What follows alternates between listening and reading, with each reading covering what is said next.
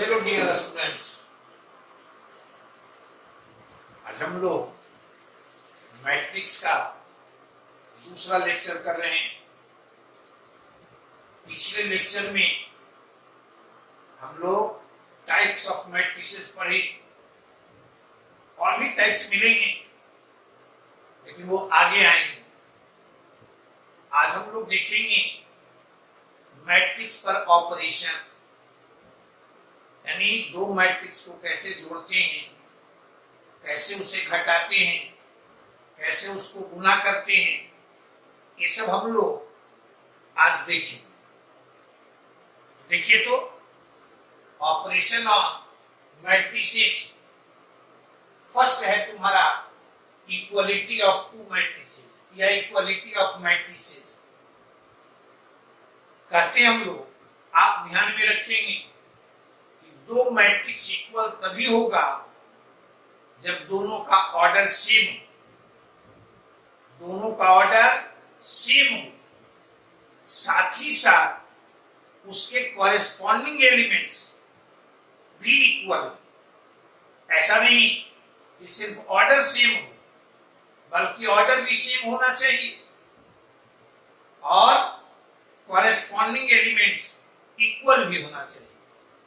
कहता है two matrices of same order are equal if their corresponding elements are equal। यानी दो matrix यदि कैपिटल ए और कैपिटल बी है तो वो यदि सेम ऑर्डर का है तो वो इक्वल तभी होगा जब ए आई J equal to B I जे होगा। जैसे एग्जाम्पल फर्स्ट दे रहे हैं कि मान लो ये दोनों इक्वल है, दोनों देख रहे हैं, दोनों का ऑर्डर, ये भी तुम्हारा 2 into 2 ऑर्डर का है और यह भी तुम्हारा 2 into 2 ऑर्डर का है।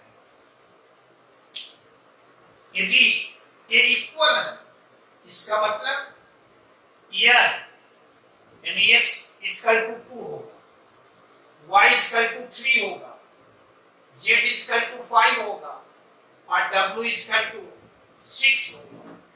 यानी कॉरेस्पॉन्डिंग एलिमेंट्स इक्वल होंगे। क्लियर है? क्या कहे कि दो मैट्रिक्स इक्वल तभी होंगे जब दोनों का ऑर्डर सेम हो और दोनों का कॉरेस्पॉन्डिंग एलिमेंट्स इक्वल हो। सिर्फ ऑर्डर सेम होने से ही इक्वल मैट्रिक्स नहीं होगा, बल्कि उसके कॉरेस्पॉन्डिंग एलिमेंट्स भी तुम्हारा सेम होना चाहिए। जैसे मान लो कहीं तुम्हें दे दे ऐसा एक्स वाई और यहां तुम्हारा 2 3 और यहां दे दे तुम्हारा 3 4, यहां दे दे तुम्हारा 5 और यहां दे दे तुम्हारा x। आपसे पूछिए यह दोनों इक्वल होगा कि नहीं? दोनों का ऑर्डर तो सेम है। ये 2 into 2 ऑर्डर का यह भी है, 2 into 2 ऑर्डर का यह भी है। क्लियर है? अब आपसे कहे ये तुम्हारा सेम होगा कि नहीं? देखो तो यहां से x इक्वल टू यहां कितना मिल रहा है 3, लेकिन यहां देखो तो 2 इक्वल 2 और यहाँ 5 है, क्या ये बराबर होंगे? बस यहीं से हम लोग छान लेंगे दे आर नॉट इक्वल। क्यों? क्योंकि यह और ये बराबर नहीं है, इक्वल नहीं है। y तुम्हारा 4 है, x इक्वल टू 3 है, लेकिन 2 नॉट इक्वल टू 5 है। इसलिए यहां पर कहेंगे हम लोग ये इक्वल मैट्रिक्स नहीं है। यानी मैट्रिक्स को इक्वल होने के लिए क्या चाहिए? ऑर्डर सेम होना चाहिए और कॉरेस्पॉन्डिंग एलिमेंट्स यह भी इक्वल होना चाहिए। देखो तो क्वेश्चन नंबर तुम्हारा सेकंड कहता है यहां ये दो मैट्रिक्स इक्वल है। दो मैट्रिक्स यदि इक्वल है जहां कहता है कि P और Q का कोऑर्डिनेट्स xy और x1 y1 है तो आप फाइंड पी क्यू, यानी दोनों पॉइंट्स के बीच का डिस्टेंस आप निकालिए। तो डिस्टेंस निकालने का फॉर्मूला पढ़े, तो पहले तो हमें x y x1 y1 चाहिए। तो यहां से हम लोग लिखेंगे x minus y equal to -1, 2x minus y equal to 0 और 2x plus x1 equal to 5, यहाँ 3x plus y1 equal to 13। Clear है? पहला काम क्या करेंगे, x y x1 y1 निकालेंगे। x और y यदि निकालना है, देखो तो सेकंड में से फर्स्ट को घटा दिए, 2x में से x घटेगा, x माइनस y में से माइनस y ये तुम्हारा सब्ट्रैक्ट होगा, या 0, ये आ जाएगा तुम्हारा 1। क्लियर है? और फ्रॉम 1 x का मान 1 रखिए तो y का मान 2। क्लियर है? और x का मान 1 तो यहां से x1 तुम्हारा 3, x का मान 1 तो यहां और से देखना, x का मान तुम्हारा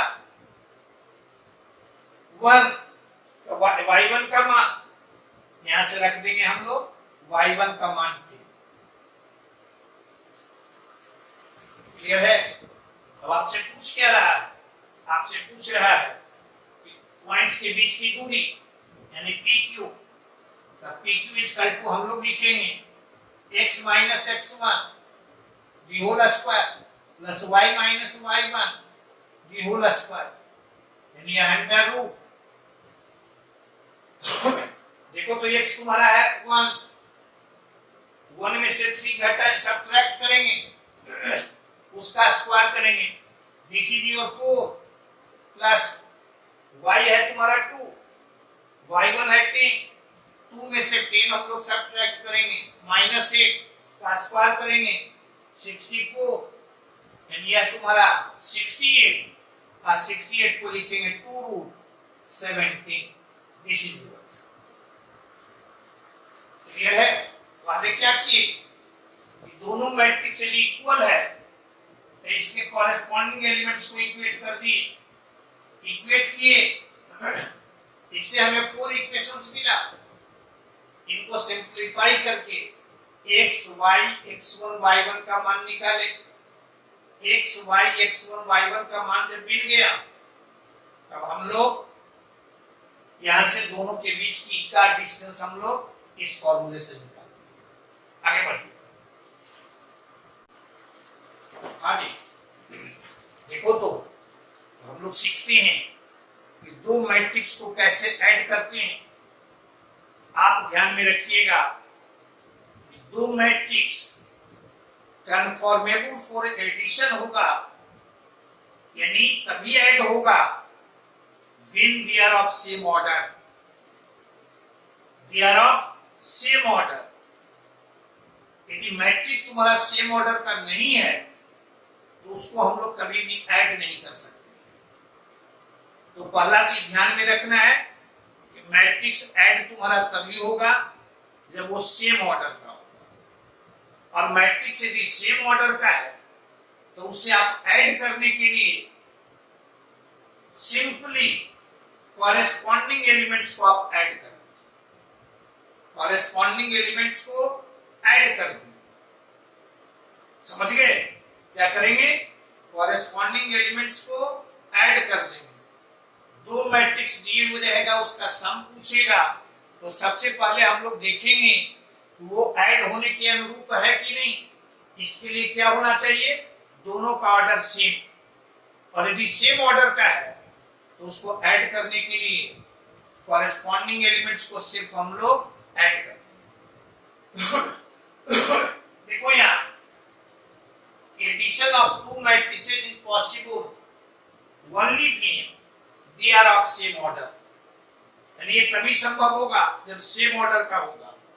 और for adding them we add simply the corresponding elements, यानी जो कॉरेस्पॉन्डिंग एलिमेंट्स है उसको सीधे हम लोग ऐड करते हैं। यानी जैसे कहता है कि इफ कैपिटल ए तुम्हारा ये है, कैपिटल बी तुम्हारा ये है, अब दोनों को ऐड करना हो, यानी ये then A plus B is equal to this, यानी कॉरेस्पॉन्डिंग एलिमेंट्स को ऐड कर। इसी तरह से मान लीजिए दो मैट्रिक्स यदि तुम्हारा सेम ऑर्डर का है और उसे सब्ट्रैक्ट करना हो, जैसे ऐड करने में हम लोग कॉरेस्पॉन्डिंग एलिमेंट्स को हम लोग ऐड करते थे, सब्ट्रैक्ट करने में कॉरेस्पॉन्डिंग एलिमेंट्स को हम लोग सब्ट्रैक्ट करते, यानी a माइनस बी कहेगा a माइनस बी, तो यहां आप लोग लिख देंगे ए आई जी और माइनस बी आई जी।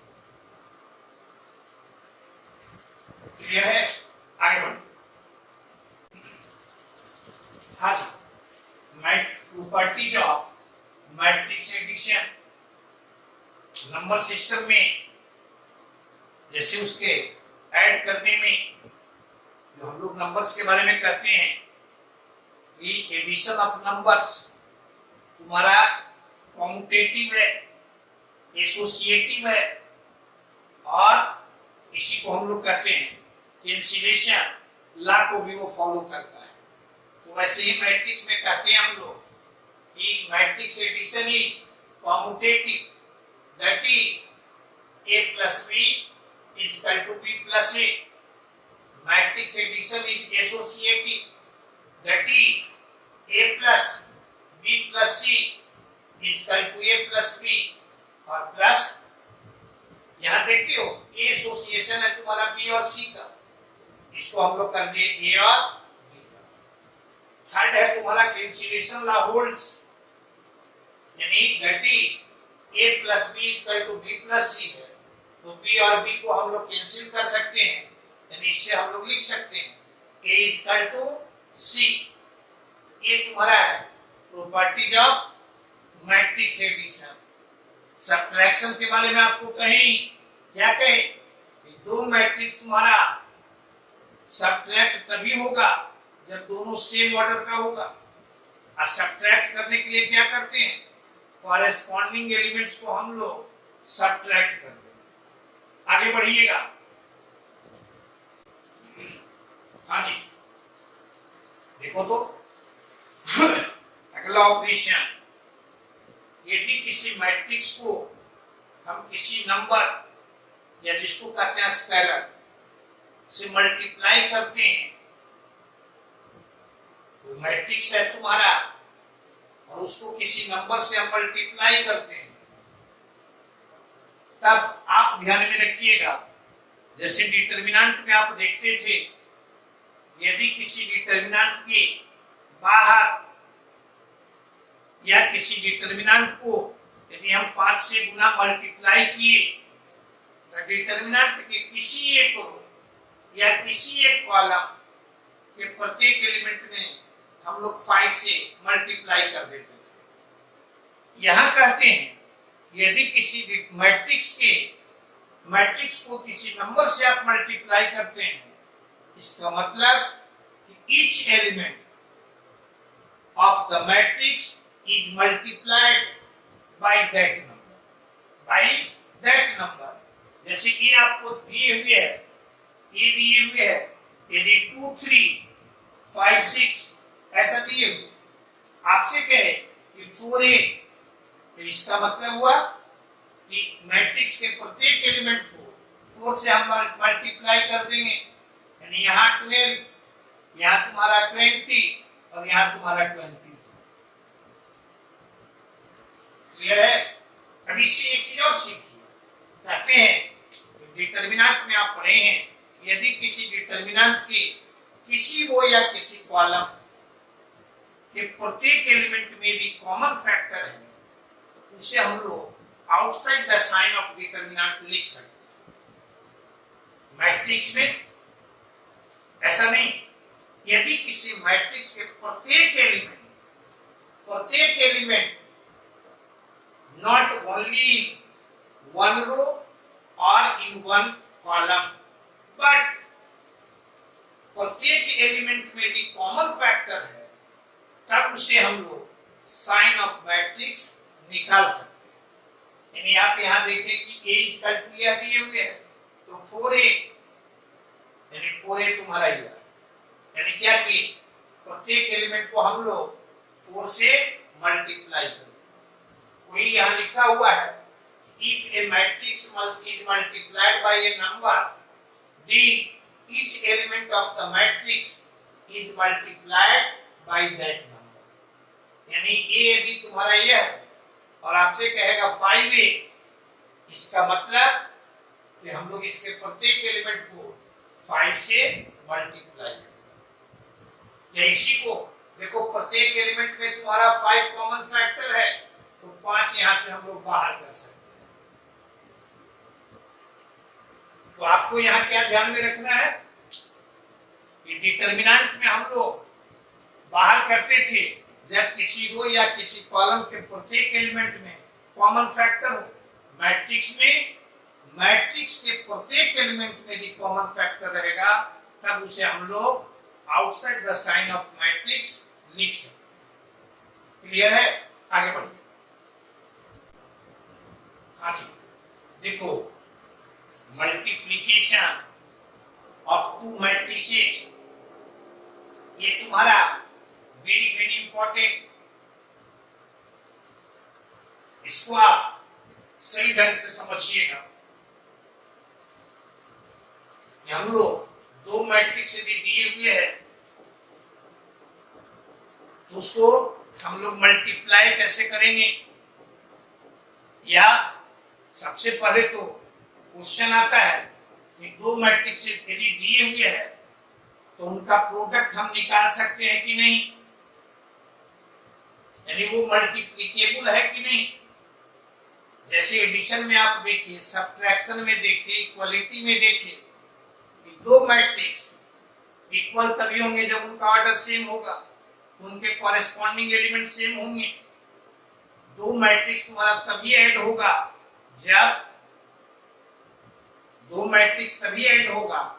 जब उनका ऑर्डर सेम होगा, और उसे जोड़ने के लिए क्या करते हैं, कॉरेस्पॉन्डिंग एलिमेंट्स को हम लोग ऐड करते हैं। तो वैसे ही कहते हैं कि दो मैट्रिक्स को मल्टीप्लाई करने के लिए क्या करें, यानी वो मल्टीप्लिकेबल कब होगा, आप ध्यान में रखिएगा। यदि दो मैट्रिक्स ए और बी है तो उनका प्रोडक्ट ए बी, ये तुम्हारा तभी संभव होगा जब ए का नंबर ऑफ कॉलम्स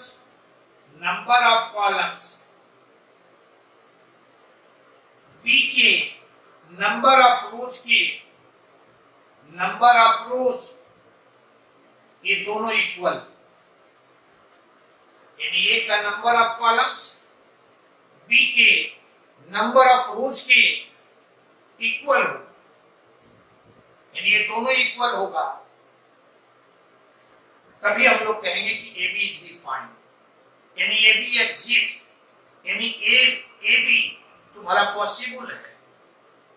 यदि ये दोनों इक्वल नहीं होगा तो हम लोग कहेंगे ये मल्टीप्लिकेबल नहीं है, यानी A B is not defined, A B is not defined. Clear है? यदि मान लीजिए आपको रहे ए दे दे, ए तुम्हारा एक मैट्रिक्स हो जिसका ऑर्डर दे दे 2 into 3, और बी मैट्रिक्स हो जिसका ऑर्डर दे दे तुम्हारा 3 into 4, आपसे पूछे कि ए बी डिफाइंड है, ए बी डिफाइंड है,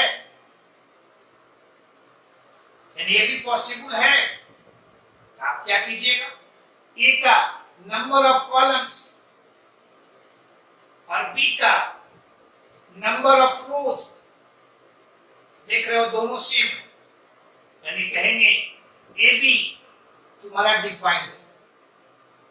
लेकिन पूछेगा बी ए,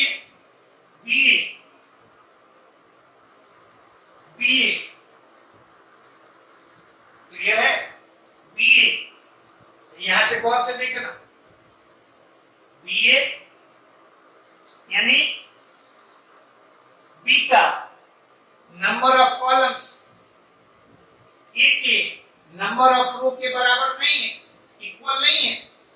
इसका मतलब यह है तुम्हारा नॉट डिफाइंड, नॉट डिफाइंड। यानी ये भी डिफाइंड है लेकिन बी ए डिफाइंड नहीं। क्लियर है? जैसे अलजेब्रा में आप पढ़ते हैं, नंबर सिस्टम में आप पढ़े हैं x इंटू वाई और y इंटू एक्स, दोनों तुम्हारा सेम है। लेकिन मैट्रिक्स में हम लोग कहते हैं पहला चीज तो यही आप जाने, ए और बी यदि दो मैट्रिक्स है तो ए बी यदि डिफाइंड है तो it is not necessary B A is also defined. यानी ए बी यदि तुम्हारा पॉसिबल है तो बी ए भी पॉसिबल हो, ऐसा संभव नहीं है। ए बी यदि डिफाइंड है तो बी ए डिफाइंड हो भी सकता है और नहीं भी हो सकता है। क्लियर है? कोई परेशानी नहीं। यानी आपको ध्यान में रखना है, लिखे हैं यहां let A and B be two matrices then their product A B is possible. A B possible कब होगा? जब ए का नंबर ऑफ कॉलम्स बी के नंबर ऑफ रोज के बराबर इक्वल होगा। ए का नंबर ऑफ कॉलम्स बी के नंबर ऑफ रोज के इक्वल होगा तो हम लोग कहेंगे कि ए बी इज डिफाइंड, यानी A B is possible only when the number of columns in A is equal to the number of rows in B।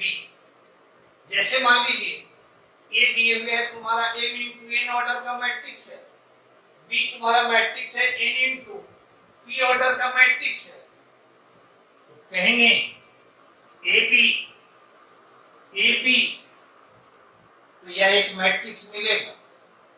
क्यों? यानी यह तुम्हारा नंबर ऑफ कॉलम यहां नंबर ऑफ रो के equal है, यानी ये तुम्हारा यह भी एक मैट्रिक्स मिलेगा। पूछेगा इसका ऑर्डर, तो इसका ऑर्डर जो यहां रो बचा m और यहां कॉलम तुम्हारा है। क्लियर है? यानी ये भी जो मैट्रिक्स होगा पूछेगा उसका ऑर्डर, ये तुम्हारा ए दिए हुए है या तुम्हारा बी दिए हुए है, पूछेगा कि ए बी का, ए बी तो डिफाइंड था, इसका ऑर्डर तो गौर से देखो, इसका रो नंबर रो कितना है 2, इसका कॉलम कितना है, यानी ए बी जो मिलेगा मैट्रिक्स, ये मैट्रिक्स मिलेगा, इसका ऑर्डर हो जाएगा 2 इंटू। क्लियर है? पहला चीज तो आप सीखे, क्या सीखे? ये ए और बी यदि दो मैट्रिक्स है तो वो मल्टीप्लिकेबल, यानी ए बी तुम्हारा डिफाइंड तभी होगा जब ए का नंबर ऑफ कॉलम्स बी के नंबर ऑफ रोज के इक्वल होगा। क्लियर है? अब इसी से और आप सीखिए। देखो जैसे नंबर सिस्टम में आप पढ़ते हैं x plus y the whole square is equal to x square plus 2xy plus y square plus y square. लेकिन यही यदि आप मैट्रिक्स में ऐसा लिखेंगे, ए और बी दो मैट्रिक्स है, तो हम लोग A square plus 2ab plus B square ऐसा हम लोग नहीं लिख सकते हैं। मल्टीप्लाई करेंगे तो यह आएगा A square plus A B plus B A और प्लस बी स्क्वायर। क्लियर है? यानी यहाँ ए बी है, यहाँ बी ए। नंबर सिस्टम में, नंबर्स में तो एक्स वाई और वाई एक्स दोनों सेम होता है, लेकिन मैट्रिक्स में ऐसा नहीं है। इसलिए ऐसा, इसको ऐसा कब लिखेंगे? इसको लिखेंगे जब ए बी एंड बी ए दोनों इक्वल, तब हम लोग इसको ऐसा लिख सकते हैं। लेकिन यदि इक्वल नहीं है तब ऐसा हम लोग नहीं लिख सकते। क्लियर है? तो पहला चीज आप सीखिए कि हम लोग दो मैट्रिक्स तुम्हारा मल्टीप्लीकेबल तभी होगा जब पहला में जो नंबर ऑफ कॉलम्स है दूसरे में नंबर ऑफ रो के इक्वल, दूसरे में नंबर ऑफ रो के इक्वल्स।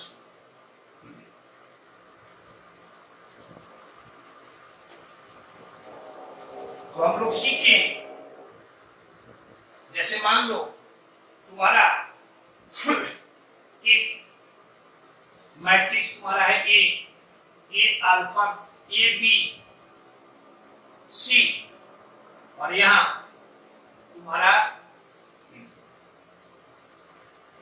अल्फा बीटा गामा, इसका ऑर्डर 2 into 3 अब यहां बी देख रहे हो, इसको हम ले लें यहां से 3 4 5 7 और 1 तुम्हारा 2, ऐसा ले लें, या यहां ऐसा 5 2।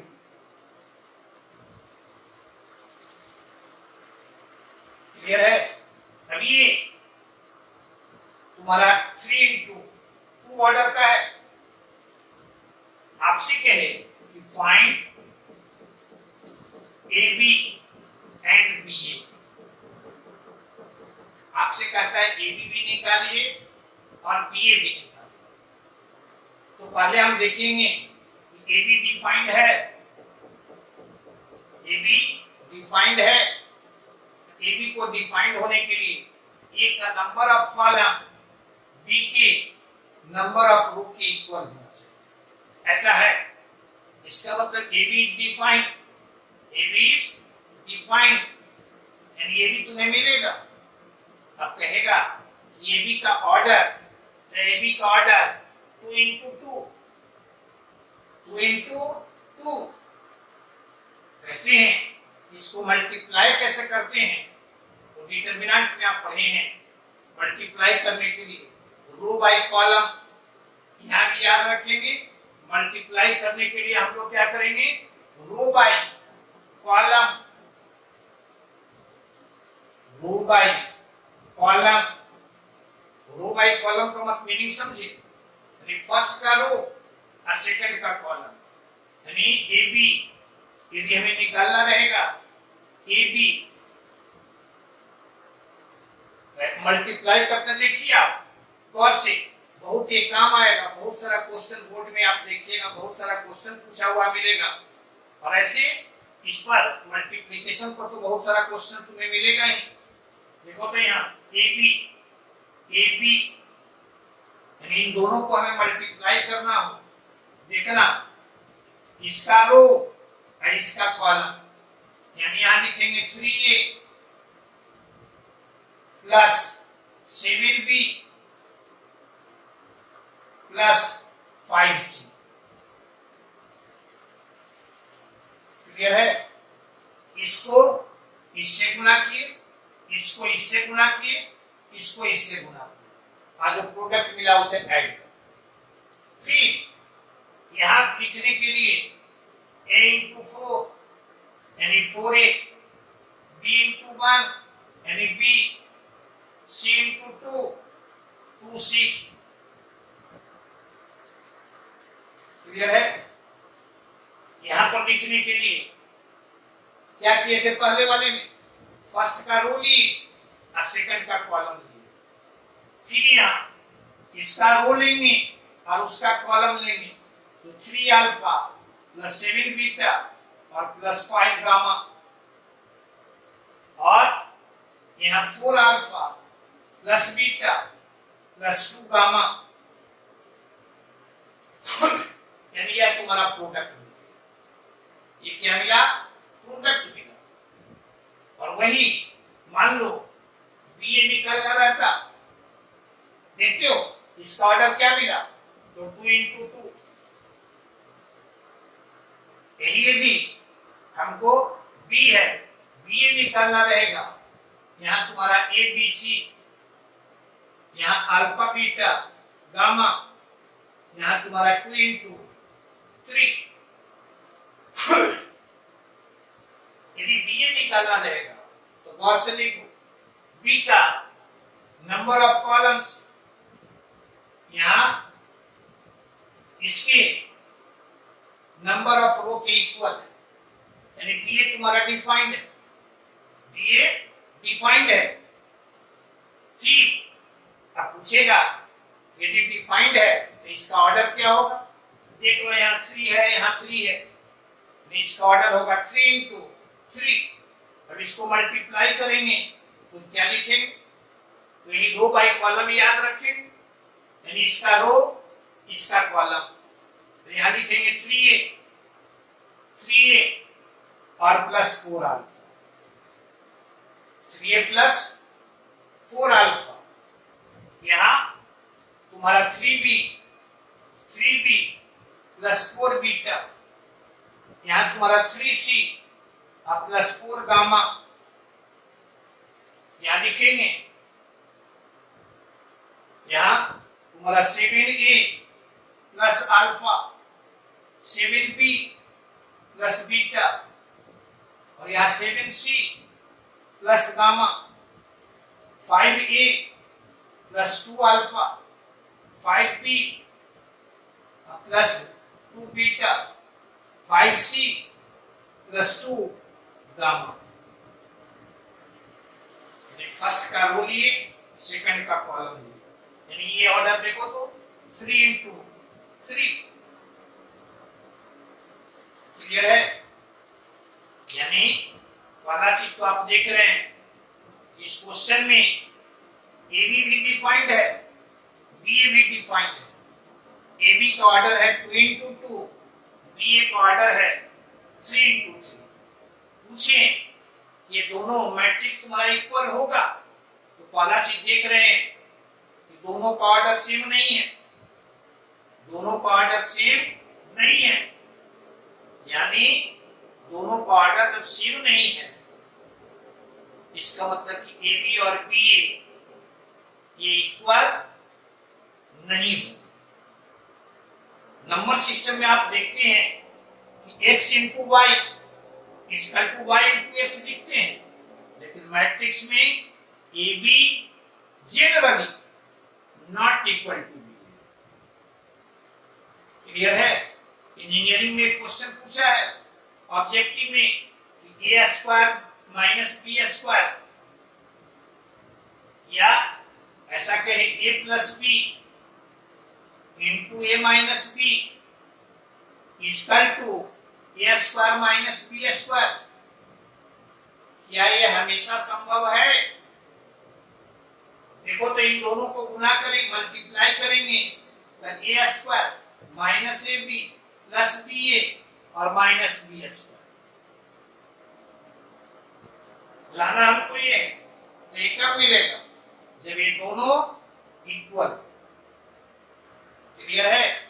ये इंजीनियरिंग में ऑब्जेक्टिव में पूछा है कि x A plus B into A minus B को ए स्क्वायर माइनस बी स्क्वायर हम लोग कब लिखेंगे? आप ध्यान में रखेंगे, ये तभी लिखेंगे जब A B is equal to B A होगा।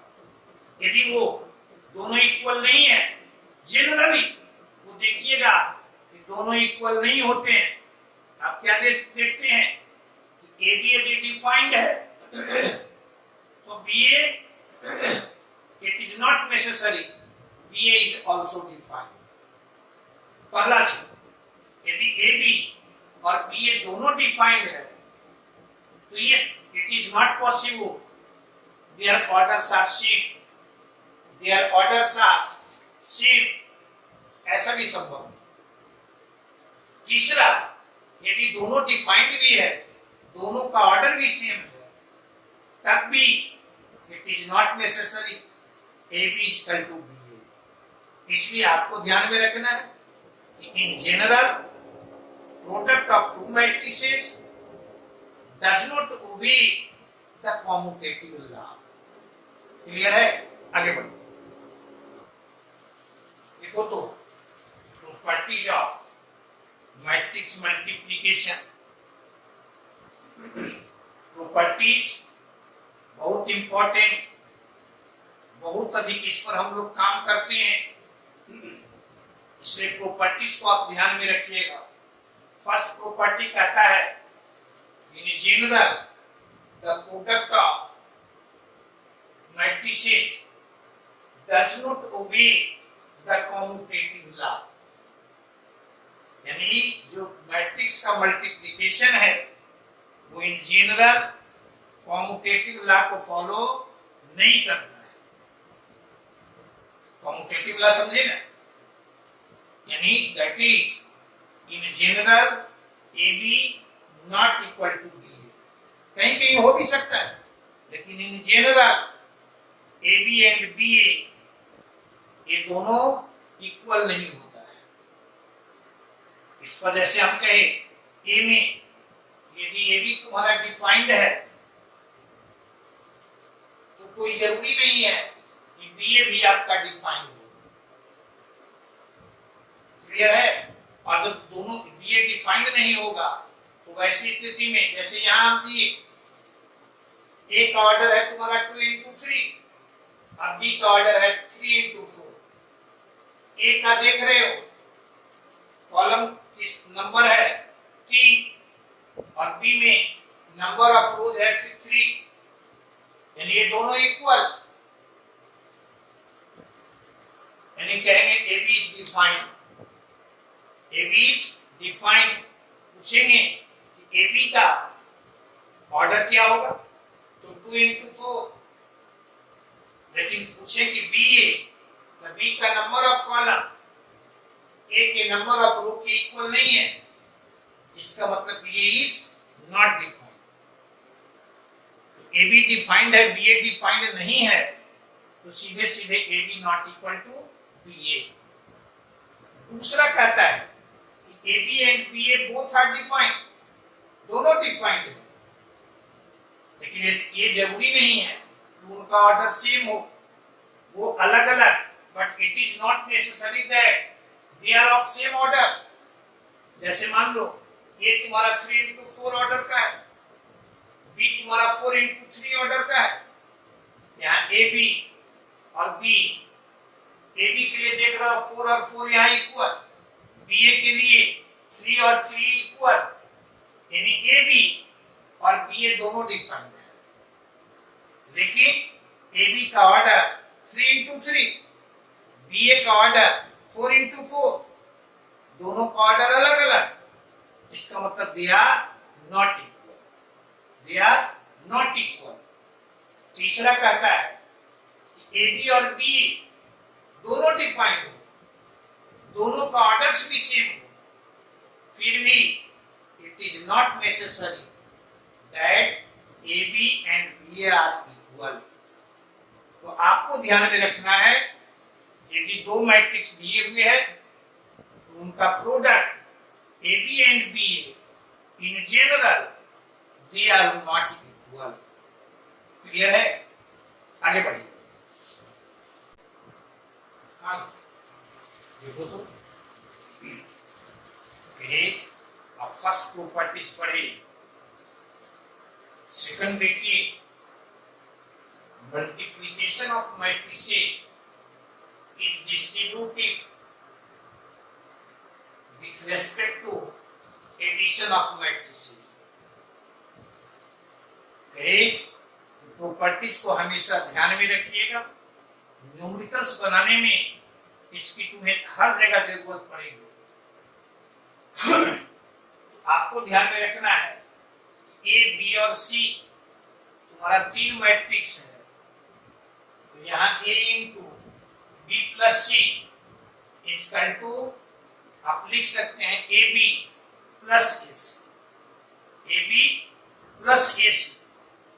लेकिन ध्यान में तुम्हें रखना है ये तुम्हारा कंफॉर्मेबल हो फॉर एडिशन, कंफॉर्मेबल हो फॉर मल्टीप्लिकेशन, यानी इसका मतलब कि बी और सी का ऑर्डर सेम हो, क्योंकि ऑर्डर सेम रहेगा तभी ये ऐड होगा और ये मल्टीप्लाई तभी होगा जब ए का नंबर ऑफ कॉलम्स बी और सी के नंबर ऑफ रो के इक्वल, यानी ये तुम्हारा कंफर्मेबल होना चाहिए एडिशन के लिए भी और मल्टीप्लिकेशन के लिए भी।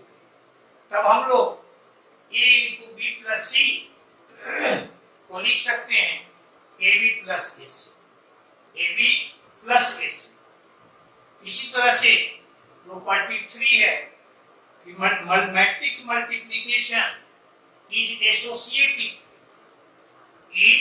एसोसिएटिव, यानी 3 मैट्रिक्स तुम्हारे पास है ए बी और सी, तब आप A into B C equal to A B into C लिख सकते हो।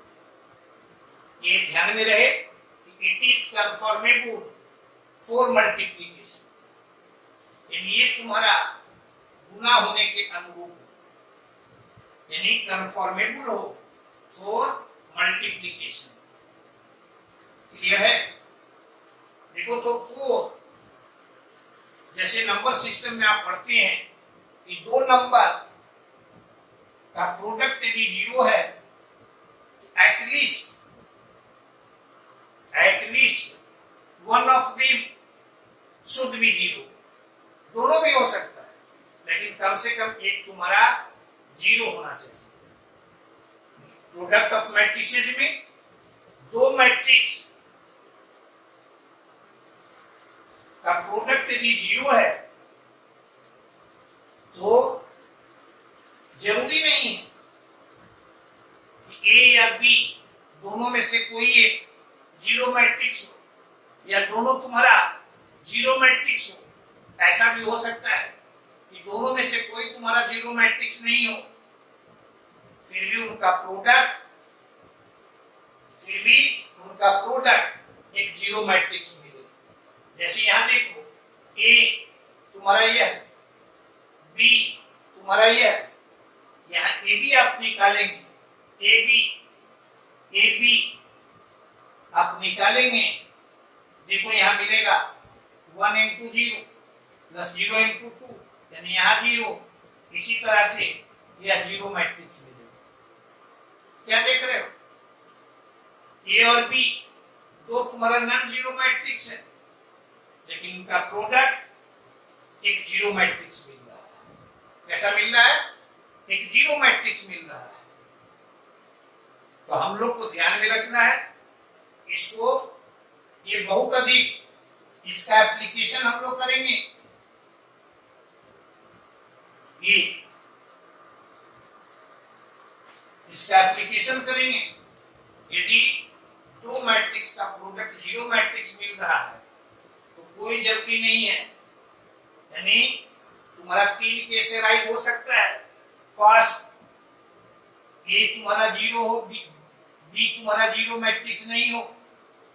दूसरा, ये भी 0 मैट्रिक्स हो, या एक तुम्हारा 0 मैट्रिक्स नहीं हो, बी तुम्हारा 0 मैट्रिक्स हो। तीसरा, ए बी तुम्हारा 0 मैट्रिक्स हो, बी भी तुम्हारा 0 मैट्रिक्स हो। और चौथा, ए नॉट इक्वल टू 0 और बी नॉट इक्वल टू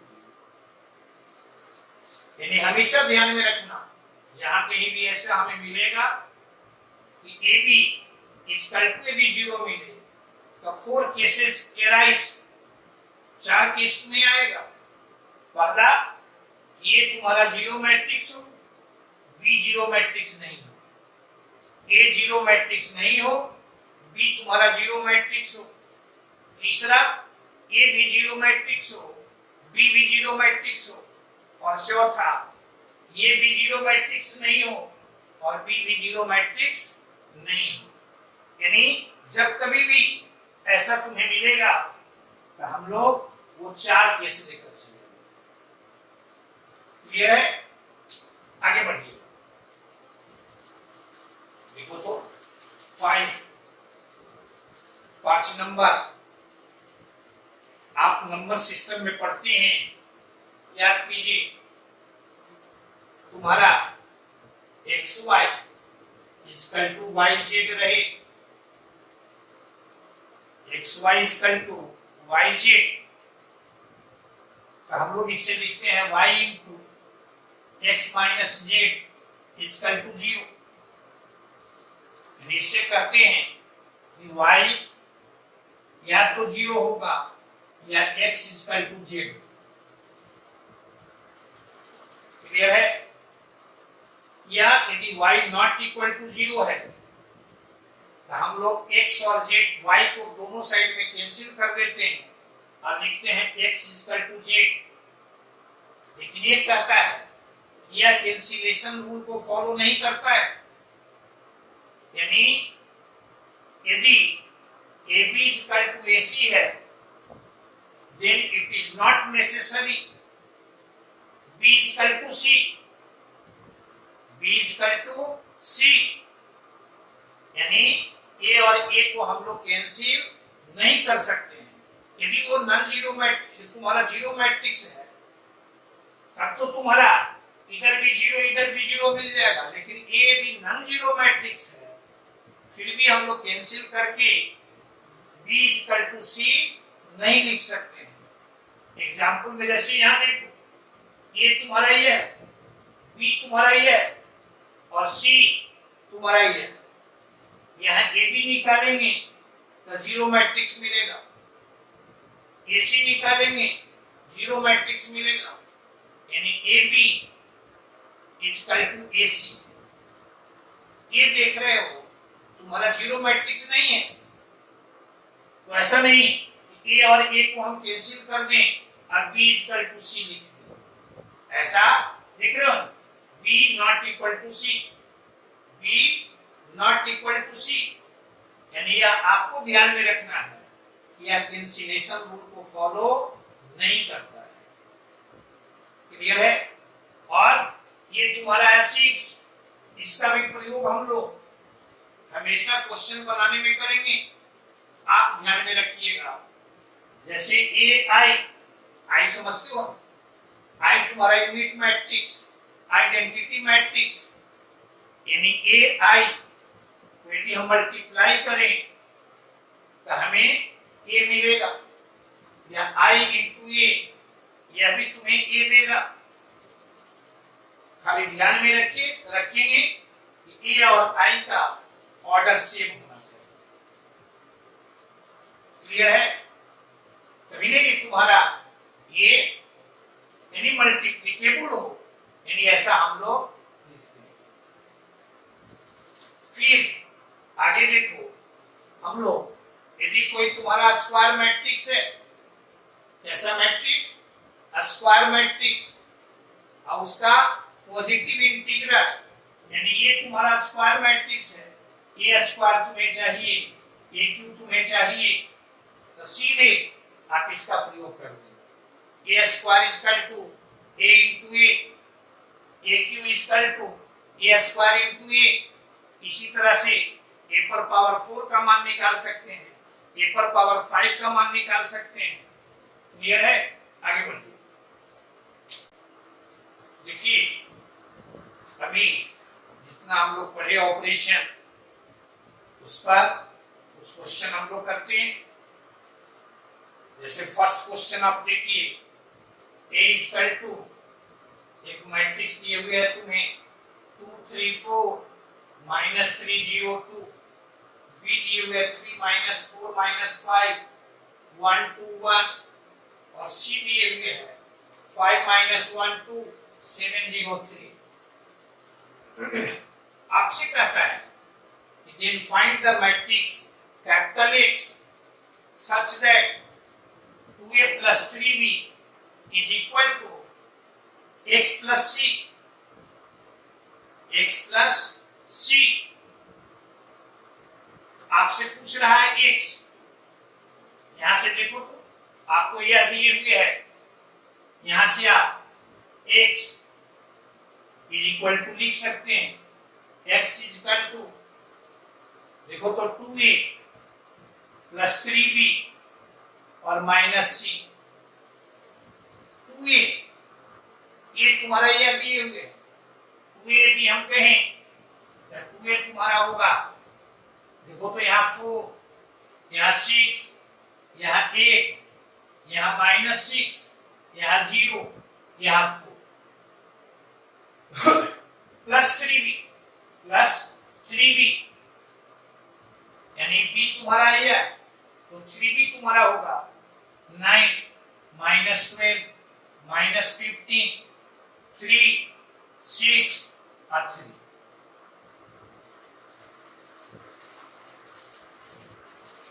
और c तुम्हारा यहाँ माइनस 5 माइनस 1 2 7 0 3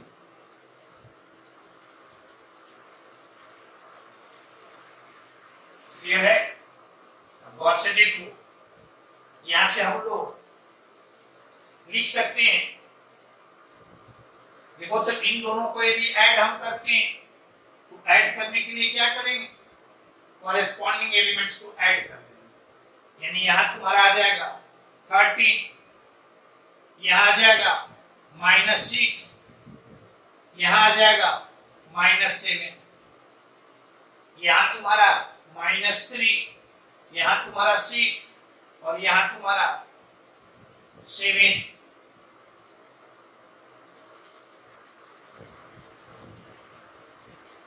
क्लियर है।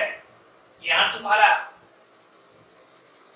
5 -1 2 7 0 और 3।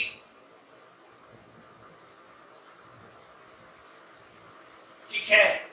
अब देखो तो इसमें से इसको सब्ट्रैक्ट करना है, यानी यहां लिख देंगे हम लोग। कैसे सब्ट्रैक्ट करते हैं, तो कॉरेस्पॉन्डिंग एलिमेंट्स को सब्ट्रैक्ट करते हैं। 13 में से 5 घट गया, यहां तुम्हारा 1, इसमें से यह तुम्हारा सब्ट्रैक्ट होगा तो यहां आ जाएगा -5, इसमें से यह सब्ट्रैक्ट होगा -9, इसमें से यह सब्ट्रैक्ट होगा -3, इसमें से यह सब्ट्रैक्ट होगा 6, इसमें से यह सब्ट्रैक्ट होगा 4। यानी यह तुम्हारा कैपिटल X का मान। कोई परेशानी नहीं। आपको ये दिए हुए है, B दिए हुए है, C दिए हुए है, साथ ही साथ ये आपको दिए हुए है तो आपसे पूछना है कि X का मान बताइए, तो X स्क्वायर को हम लोग लिख दिए ये। अब ये तुम्हारे पास है तो 2a का मान रख दिए, B तुम्हारे पास है 3b का मान रख दिए और C हम लोग लिख दिए।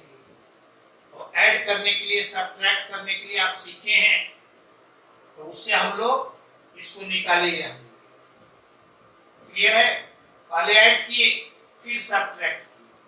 आप ऐसे भी तीनों को मिलाकर एक साथ भी कर सकते थे, यानी x का मान लिख सकते थे x इक्वल टू, यहां दे देते हैं x इक्वल टू, यहां मान आ जाएगा, देखो ना 4 + 9, 4 + 9 और यहां तुम्हारा -5।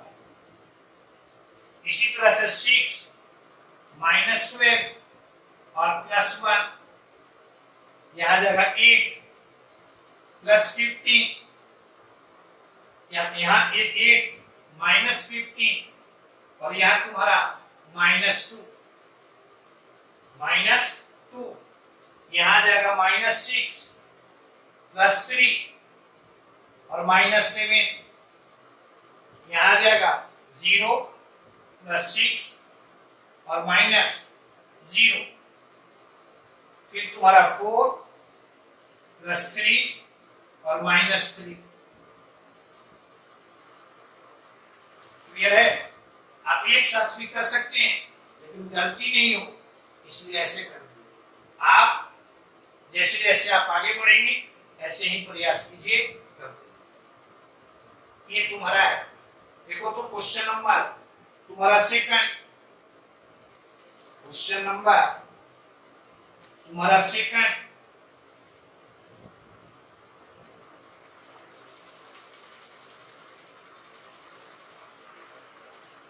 यहां px दिए हुए है और आपसे कहता है, देखो तो px py, px into py, जब px दिए हुए हैं तो यहां हम लोग py पी वाई लिख सकते हैं। यहां सिंपली क्या करेंगे, x की जगह पर y रख दिए, तो यहां तुम्हारा cos y, यहां तुम्हारा sin y, यहां तुम्हारा माइनस sin y और यहां तुम्हारा cos y। अब इन दोनों को मल्टीप्लाई कर दिए, px into p y, multiply करेंगे रो बाई कॉलम से, तो यहां cos x into cos y, cos x into cos y minus sin x into sin y, यहां cos x into sin y और plus sin x into cos y, यहां तुम्हारा minus sin x into cos y और minus cos x into sin y, यहां तुम्हारा minus sin x into sin y और plus cos x into cos y। Multiply करेंगे हमें यही मिलेगा, इसको लिख सकते हैं, देखो तो cos a into cos b minus sin a into sin b, यानी यहाँ लिख दिए cos x प्लस y, इसको लिखेंगे हम लोग sin x प्लस y, इसमें से माइनस यदि कॉमन लेते हैं तो यह आ जाएगा sin x प्लस y और इसको लिखेंगे cos x प्लस y। देखो इसको और इसको गौर से देखिए, क्या डिफरेंस है, x की जगह पर यहाँ x प्लस y है, यानी इसको लिख देंगे p x प्लस y। यहाँ पर देखिए कि px into p y equal to p x plus y। ये तुम्हारा सेकंड, देखो तो तुम्हारा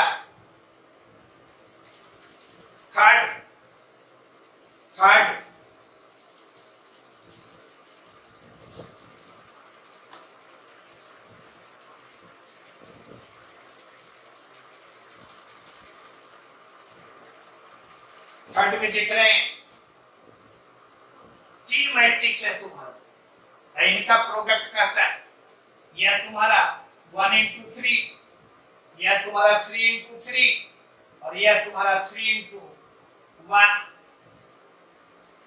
अब इसको कहता है कि इसका मान 0 है। देखो दो मैट्रिक्स को जोड़ें, दो मैट्रिक्स को घटाएं, दो मैट्रिक्स को गुना करें, रिजल्टेंट हमेशा एक मैट्रिक्स मिलेगा। इसलिए अब इसको हमें मल्टीप्लाई करना है, तो यहां से गौर से देखना, इसको लिखेंगे, ये तुम्हारा मल्टीप्लाई के पहले इन दोनों का, देखो यहाँ इसका नंबर ऑफ कॉलम इसके नंबर ऑफ रो के इक्वल है। इसका मतलब क्या है, इसका प्रोडक्ट हम निकाल सकते हैं और प्रोडक्ट निकालेंगे तो यहां आ जाएगा तुम्हारा 1 इंटू 1 यानी 1 और प्लस यहां तुम्हारा 4x और प्लस 3, यहां आएगा 2 प्लस 5x प्लस 2, यहां आएगा 3 प्लस 6x प्लस 5 इंटू यहां तुम्हारा 1 माइनस 2 3, यानी यह तुम्हारा 0 है। और यहां आएगा देखना 4 प्लस 4x 4 प्लस 5x और यहां तुम्हारा 8 प्लस 6x, यह तुम्हारा 1 इंटू 3 ऑर्डर का, यहां तुम्हारा 1 minus 2 3, this is your 0 matrix. ये तुम्हारा 3 इंटू 1 ऑर्डर का, इसको मल्टीप्लाई करेंगे तो इसको मल्टीप्लाई किया इससे, यानी 4 प्लस 4x, इसको मल्टीप्लाई किया इससे तो -8 और -10x, इसको मल्टीप्लाई किया इससे 24 प्लस 18x, और ये तुम्हारा जीरो मैट्रिक्स यानी या जीरो, और देखो तो यहां से लाएगा 20, और ये तुम्हारा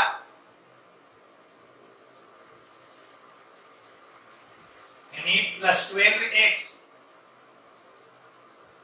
ये तुम्हारा एक जीरो मैट्रिक्स, क्योंकि इसका ऑर्डर 1 into 1 है, तो इधर भी 1 into 1 कर दिए, 20 प्लस 12x इक्वल टू 0 और x equal to -20/12, this is your -5/, clear है? तो इस लेक्चर में हम लोग यहीं तक, फिर हम लोग आगे वाले लेक्चर में आप मल्टीप्लिकेशन देख लीजिएगा, अब मल्टीप्लिकेशन देख लीजिएगा, बहुत सारा बोर्ड में क्वेश्चन तुम्हें उसी पर मिलेगा, इसलिए उसे आप देख लीजिएगा। तब तक फिर हम लोग रिमेनिंग नेक्स्ट लेक्चर आगे बढ़ेंगे।